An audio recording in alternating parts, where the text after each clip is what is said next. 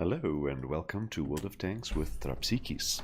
We're looking at Momonga in the Panzerkampf WG, which is the newest German Tier 10 heavy tank. Now, the focus of this replay is the title that he provided on What Replays, which is "And again 4K damage for nothing, thanks wargaming and fair matchmaking." Now, I've got a big issue with the assumption or the premise of Momonga's statement there. Fair matchmaker. If you have a look at the lineup, you will notice that the enemies have a lot more experience and quite a bit better stats than the friendly team. And that is fair matchmaking. Fair matchmaking is about matching the tank tiers and tank types against each other. You'll notice that both teams have the exact same number of heavy tanks, the exact same number of medium tanks, and the exact same number of tank destroyers. That is fair matchmaking. If you want matchmaker to consider skill and experience, you will have a harder and harder time having a fun game as you progress in number of battles played. That means that effectively skill will be negated because you will be matched against equally skilled opponents. So as you improve your game, so you will get harder and harder matches, and you'll never be in a position where your matches become easier. So unfortunately, Momonga, you are entirely wrong. Your premise is completely broken. This match is a fair and balanced matchmaker, but unfortunately your team wasn't the better team. That's it. Wargaming is not out to get you. You lost fairly. Right, so to the game. First shot that Momonga manages to land is a very nice 569 damage roll. The armor piercing rounds on this tank does quite a lot of damage. So 569 is well within the normal range of shots. And the premium rounds penetration goes up to 315 with the same average damage, which is a significant amount of penetration.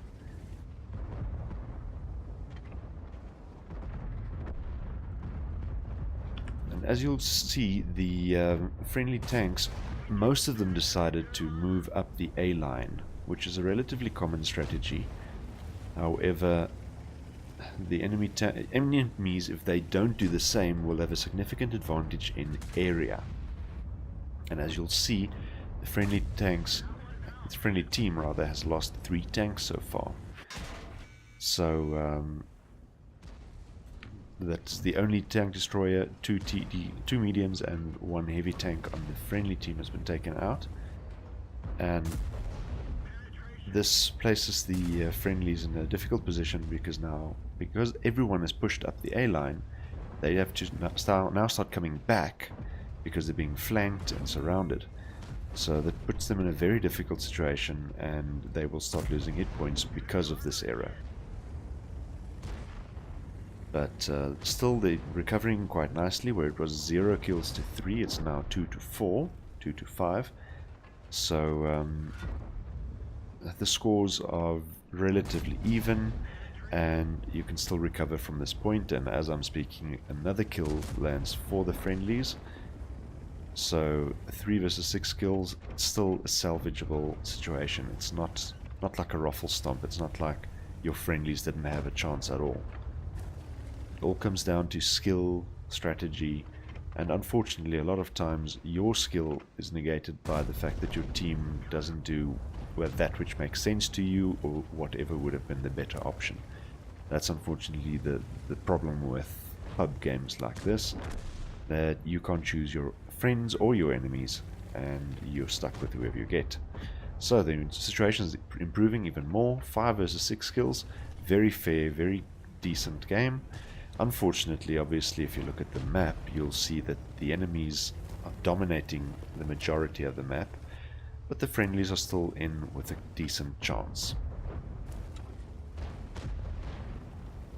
So the average damage on this gun, on the Panzerkampf WG, It's 560, which means that the 3000 damage that he has done is about 6 penetrating hits, which is not a very large number of hits, but with the reload being as long as it is, you can expect that you don't land a lot of shells with this.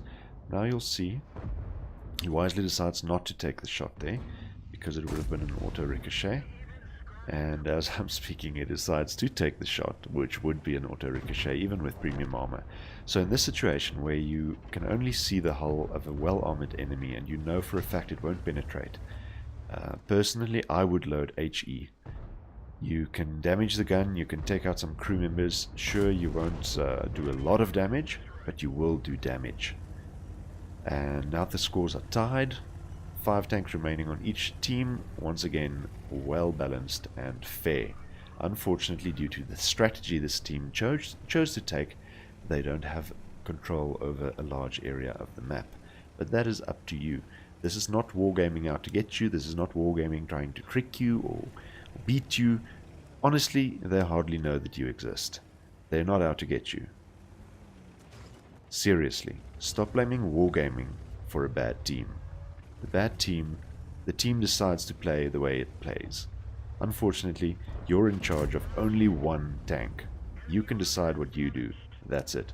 If you're going to start blaming wargaming for every loss, then you're going to not enjoy your games.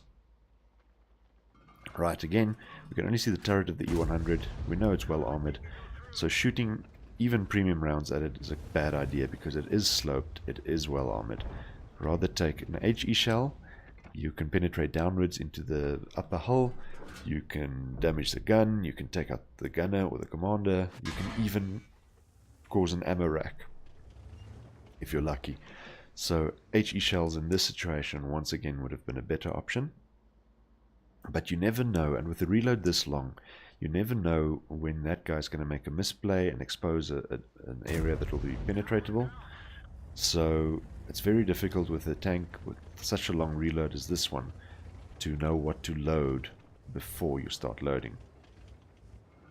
Right, so now Momonga has decided to expose his side to the E100, which is not necessarily a good idea, but fortunately he manages to penetrate the turret cheeks there. Once again leveling the scores, 11 apiece, 4 tanks remaining on each side. Once again, fair, balanced, even. Very good matchup, quite a good game so far. But the real estate that the enemy has, the amount of map control, will start to count because they have more tanks, more mobile. 3 heavy tanks and a medium on the friendly team means you've only got one that can really move around, and he's already on about half health, so you can't expect him to do very much. E50M on the enemy team, however, full health, exposing only his turret means that he still has some hit points to gamble with. Right, so you'll see the other E50M manages to penetrate Momonga. Unfortunately, Momonga is head-on to the enemy E50M, so he will be able to penetrate. I would say it's a better idea to angle, but it is very difficult to angle towards 2 enemies. However, these 2 are more or less in line, so you can wiggle to your right a little bit, or maybe try to use the hulls of one of your fallen friends, to perhaps provide yourself with some cover. If you expose the front of your hull, especially your lower hull, chances are you will get hurt. Alright, and now at this point I'm pretty sure Momonga hopes that his friends will take out the Foch, who's been flanking him. But unfortunately the E50s are making a very good play at working together, planning their reloads and eliminating Momonga and his friendly TVP T50-51. So, up to the end, a very fair and balanced game. Once again, you do not want wargaming to consider skill and experience in Matchmaker. that would mean that working to improve your game, working to improve your skill will count for nothing. Your game will not improve, you will not have more fun, and everyone's win rate will move towards 50. Because as you improve skill, your games will get more difficult. So, Momonga, unfortunately, you are dead wrong. Alright, so the friendly IS-7s are all that remain. As you can see from this angle, one is being herded by the enemies, unfortunately. So while he does manage to get a shot off, they all survive and he does not. And now after Momonga's little rant in chat, where he keeps blaming Wargaming for his team's mistakes, you will see he finally decides to switch to view the IS-7, which is now in a 1 versus 4, which is a very difficult situation, especially if the enemies know where he is. Okay, you'll see he only has 583 hit points remaining. With the caliber of the enemy guns, you won't survive a whole lot of shots. Only 2 if you're lucky, 1 if you're unlucky.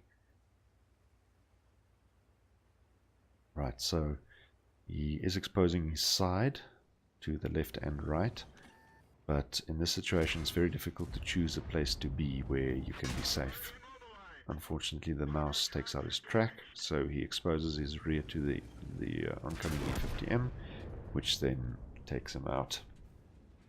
Alright, even though this is not really the focus of this game, I am going to have a look at the post-game stats. You will see that Momonga did do damage to quite a few enemies and blocked shells from even more. On the team score, you'll see he finished with a very nice total of 4,031 damage, not quite number 1 on his team and far from number 1 on the enemy team, with over 1,000 more damage done by the E50M on the enemy team.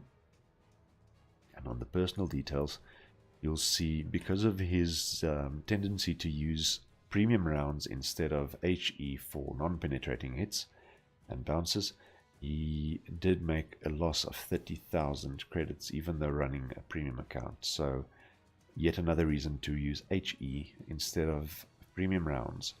It's not going to cost you quite as much. A very nice damage blocked total there, 4,690.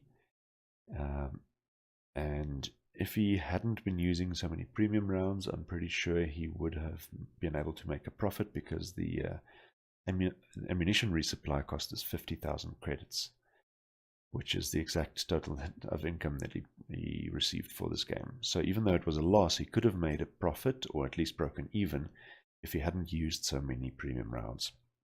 Momonga, thank you for uploading this replay to What Replays. It demonstrates a fine point, and thank you all for watching.